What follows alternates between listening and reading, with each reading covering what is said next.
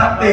अगर दौलत को सब कुछ समझते हो, अपने बाजू की कमाई को सब कुछ समझते हो, तो सुन लो, दौलत के बलबूते पर नरम गद्दे को खरीद सकते हो, दौलत के बलबूते पर सुकून की नींद नहीं खरीद सकते। जा करके देखो, बड़े बड़े लीडरों की जिंदगी, बड़े बड़े करोड़पतियों की जिंदगी, नींद की 4-4 गोलियां खाते हैं, फिर भी उनको सुकून की नींद नहीं आती। 4-4 बॉडीगार्ड सलामे और पैताने खड़े रहते हैं, फिर भी उनको सुकून की नींद नहीं आती। मैं पूछना चाहता हूँ, अल्लाह की नेमतों को झुठलाने वालों, फबिअय्यि आलाइ रब्बिकुमा तुकज़्ज़िबान, ऐ जिन्न और इंस, अल्लाह की कौन कौन सी नेमत को झुठलाओगे? दौलत को सब कुछ समझने वालों, अगर वो तुम्हें पूरी दुनिया की दौलत देकर सुकून की नींद छीन ले, तो वो कौन है जो तुम्हें सुकून की नींद सुला सकता है? लोग करवटें बदलते हैं, रात को तारे गिनते हैं, लोग आकर के शिकायतें करते हैं, मौलाना तावीज दे दो, सब कुछ है मगर सुकून नहीं है, मौलाना कुछ पढ़ के दे दो, सब कुछ है मगर सुकून नहीं है। इसीलिए मैं कहता हूँ, किसी ने कहा था, सो जाते हैं फुटपाथ पे अखबार बिछा के, सो जाते हैं फुटपाथ पे अखबार बिछा के, मजदूर कभी नींद की गोली नहीं खाते। अल्लाह अकबर। फकीर सोच रहा है, काश मर्सिडीज कारें मेरे पास होती, और अमीर सोच रहा है, ये फुटपाथ पर जितनी सुकून की नींद सो रहा है, काश कैसी सुकून की नींद मेरे पास होती। लेकिन आपसे पूछता हूँ, जो इतना खिला रहा है, जो उसने ताकत अता कर रखी है, जो उसने सुकून की नींद अता कर रखी है, उसके लिए वक्त नहीं है, उसके लिए टाइम नहीं है। झूठे और मक्कार दोस्तों को टाइम देने वालों, और खुदा के लिए कहते हो नमाज के लिए टाइम नहीं मिलता, इबादत के लिए टाइम नहीं मिलता। अल्लाह अकबर। चुल्लू भर पानी में डूब कर मरने की जरूरत है। अगर कोई एक गिलास पानी दे तो थैंक यू कहकर उसका शुक्रिया अदा करते हो, और जिसने वो पानी आसमान से उतारा, उसकी इबादत के लिए टाइम नहीं, उसकी इबादत के लिए वक्त नहीं। याद रखना, बहुत दिन तक खुदा किसी को मोहलत नहीं देता। मेरे अल्लाह की शान है, पहले वो बंदों को ढील देता है, अब सुधर जा, अब सुधर जा, अब सुधर जा। जब बंदा नहीं सुधरता तो फिर उसका ऐलान है, इन्ना बत्शा रब्बिका लशदीद, तेरे रब की पकड़ बड़ी सख्त है। जब वो पकड़ करने पर आता है तो फिर फिरौन को दरिया में गर्क कर देता है। आज तक फिरौन को न कब्र में असर है, न कफन में असर है, एक म्यूजियम में नंगा पड़ा हुआ है। अल्लाह कुरान में कहता है, हमने फिरौन की लाश को तुम्हारे लिए इबरत का जरिया बना दिया।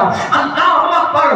उसके फरमाने को 1450 साल हो गए, लेकिन फिरौन की लाश आज भी दिख रही है, म्यूजियम के अंदर पड़ी हुई है, और पुकार पुकार के कह रही है, मैंने खुदा की नाफरमानी की, दौलत के बावजूद न कफन मिला न कब्र मिली, तुम्हारा क्या अंजाम होगा?